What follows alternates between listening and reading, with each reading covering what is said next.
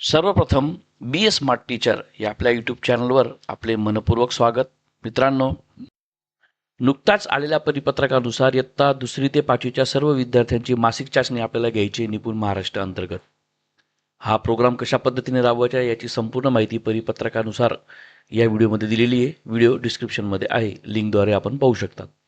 आता आपल्या 2री ते 5वीच्या विद्यार्थ्यांची निपुण ॲप अंतर्गत चाचणी घ्यायची. त्यासाठी सर्वात अगोदर मुख्याध्यापकाला करायची कारवाई म्हणजे त्या शिक्षकांना निपुण ॲपमध्ये आपल्या वर्गावर तुकड्यावर ॲड करायचं आहे. ते कशा पद्धतीने करायचं त्याविषयी आपण माहिती घेऊया. त्यासाठी सर्वप्रथम प्ले स्टोअर ओपन करा. प्ले स्टोअर ओपन केल्यानंतर आपण सर्च बॉक्समध्ये आपल्याला निपुण महाराष्ट्र ॲप हे टाईप करून सर्च करायचे आहे किंवा SCERTM हे टाईप करून सुद्धा आपण हे ॲप सर्च करू शकता. त्यानंतर हे ॲप इन्स्टॉल करा. मी इन्स्टॉल केलेले आहे, ते ॲप ओपन करतो. आता ॲप ओपन केल्यानंतर सर्वात अगोदर पुढे ह्या टॅबवर क्लिक करायचं आहे. त्यानंतर परत एक वेळेस पुढे या टॅबवर आपल्याला क्लिक करायचं आहे. आता या ठिकाणी आपल्याला रोल सिलेक्ट करायचा आहे. इथं मुख्याध्यापक काम करणार आहेत म्हणून मुख्याध्यापक हे सिलेक्ट केलं. त्यानंतर मुख्याध्यापकाचा मोबाईल नंबर आपल्याला टाकायचा आहे. शालार्थ या पोर्टलमध्ये जो नंबर दिलेला असेल मुख्याध्यापकांनी तोच नंबर आपल्याला इथं टाकायचा आहे. त्यानंतर चेकबॉक्सला क्लिक करा आणि OTP पाठवा या ठिकाणी आता क्लिक करा. आपला नंबर चुकीचा असेल तर या ठिकाणी या पद्धतीने एक पॉपअप विंडो ओपन होईल.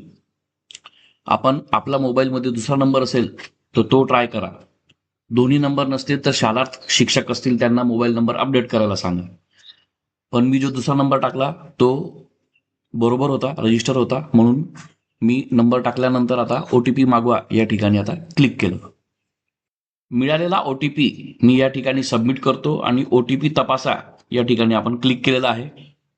या ठिकाणी बघा, आता मी मुख्याध्यापक या अंतर्गत निपुण महाराष्ट्र ॲपमध्ये मी एंटर केलेलं आहे. आता या ठिकाणी मुख्याध्यापकाचे नाव दिसणार, UDIS नंबर दिसणार, सर्व माहिती दिसणार आहे. ओके. आता या ठिकाणी काही टॅब आपल्या समोर दिसतील. त्यापैकी आपल्याला माझ्या शाळेतील शिक्षक या ठिकाणी क्लिक करायचं आहे. आता या ठिकाणी आपल्या शाळेतील सर्व शिक्षक यांचे नाव आपल्या समोर दिसणार आहेत. हे नावं चेक करून घ्या आणि शिक्षक यादी अपडेट करा या ठिकाणी क्लिक करा. ही सर्व यादी एक वेळेस रिफ्रेश होईल, अपडेट होईल. त्यानंतर आपल्याला या ठिकाणी वर्गनिहाय शिक्षक नोंदणी करा या टॅबवर क्लिक करायचे आहे. आता या ठिकाणी 6U हा फॉर्म जो आहे, हा नमुना फॉर्म आपल्याला मुख्याध्यापकांनी प्रत्येक शिक्षकाचा वर्ग कोणता आहे ते लिहून सही करून अपलोड करायचा आहे. त्यासाठी सर्वात अगोदर इथून हा फॉर्म या टॅबद्वारे आपण डाउनलोड करूया. या पद्धतीने हा फॉर्म असेल. जेवढे शिक्षक 2री ते 5वी इयत्तेला शिकवत आहेत, तुकड्यांना शिकवत आहेत, त्या प्रत्येक शिक्षकाचं इथं नाव लिहायचं आणि त्या शिक्षकांना कोणती इयत्ता तुकडी दिलेली आहे ते लिहून सदर मुख्याध्यापकांनी इथं सही शिक्का करून हा फॉर्म आपल्याला या ठिकाणी अपलोड करायचा आहे.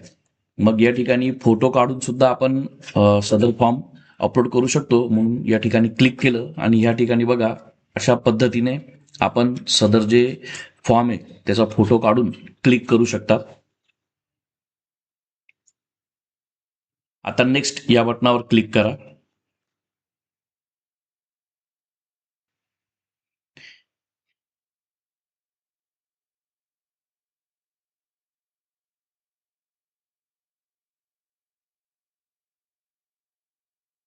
आता या ठिकाणी हा फॉर्म आपल्याला दिसत आहे. इथं जतन करा या टॅबवर क्लिक करायचं आहे. त्यानंतर या पद्धतीने आपला फॉर्म अपलोड झालेला आहे. त्यानंतर महत्वाची स्टेप म्हणजे प्रत्येक शिक्षक जे असतील त्या शिक्षकांचे आपल्याला वर्ग तुकडी त्यांच्या नावावर ॲड करायची. मग त्यासाठी सर्वात अगोदर आपल्या शाळेमध्ये इयत्ता 2री पासून ते 5वी पर्यंत जेवढे वर्ग आणि जेवढ्या तुकड्या असतील ते सर्व आपल्याला इथं दिसतील. त्या अंतर्गत इथं माध्यम, वर्ग आणि तुकडी ऑलरेडी सर्व माहिती फ्रीज झालेली आहे. फक्त ही तुकडी सेमी इंग्लिश आहे का या ठिकाणी आपण क्लिक करा. सदर तुकडी वर्ग सेमी इंग्लिशमध्ये असेल तर क्लिक करा, नसेल तर क्लिक करू नका.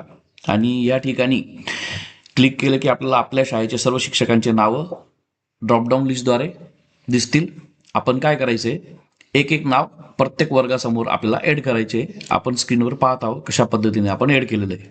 ओके. त्यानंतर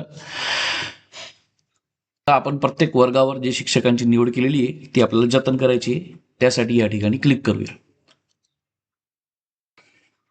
त्यानंतर खाली एक सूचना आहे बघा, इंटरनेट उपलब्धता. इथं सर्वांनी हो करा. खूप रेअर कंडिशनमध्ये ज्या ठिकाणी इंटरनेट नसेल, वायफाय नसेल, त्यांनीच इथं नाही ऑप्शन निवडू शकता. शक्यतो सर्वांचं होईल.